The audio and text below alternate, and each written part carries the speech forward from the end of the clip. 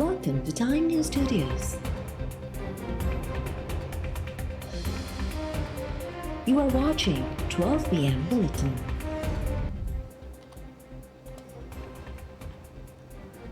वज़ीर आज़म जे ऐलान बाद पेट्रोलियम शयूं सस्तियूं थी वयूं। पेट्रोल ₹18.5 ऐं हाई स्पीड डीज़ल ₹40.54 सस्तो थी वियो। गासलेट ₹33.81 ऐं लाइट डीज़ल ₹34.71 फ़ी लीटर सस्तो। नवां अघ अॼु खां लागू। वज़ीर आज़म शहबाज़ शरीफ़ अवाम खे वधीक रिलीफ जो इशारो ॾेई छॾियो। पंहिंजे ट्वीट बयान में वज़ीर आज़म चयो आहे त वाइदे पटांदड़ आलमी मंडीअ में तेल सस्तो थियण जो फ़ाइदो अवाम खे मुंतक़िल कयो वेंदो। जीअं ई वधीक मुआशी गुंजाइश थींदी तीअं अवाम खे रिलीफ ॾिनो वेंदो।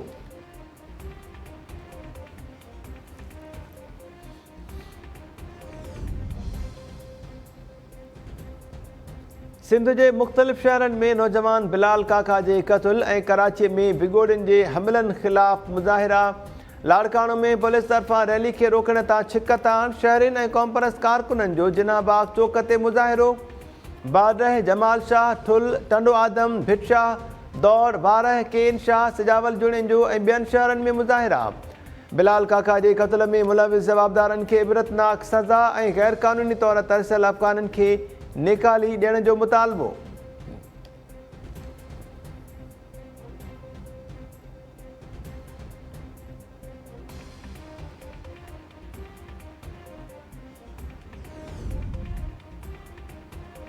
सिंध जे मुख़्तलिफ़ इलाइक़नि में वक़्फ़े सां चोमासे जी बरसाति जारी। कशमोर, बख्शापुर, हयात पिताफ़ी, दाद लिगारी, प्यारो स्टेशन ऐं भरपासी तेज़ हवाउनि सां बरसाति।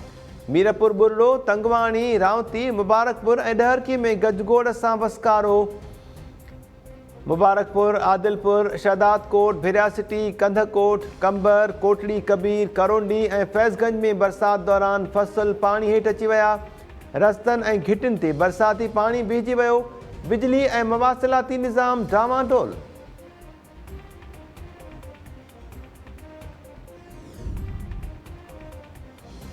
ऐं नवाबशाह में घरू अणबण तां भेणीवे हथां 2 साला क़त्ल। गोलीमार वारे इलाइक़े में नासिर ऐं बाक़िर अवान मारिजी विया। इतला ते पुलिस पहुची लाश इस्पताल पहुचाया। पुलिस जो चवणु आहे त घरू अणबण तां मोहम्मद अली अवान पंहिंजे सालनि खे क़त्ल कयो आहे।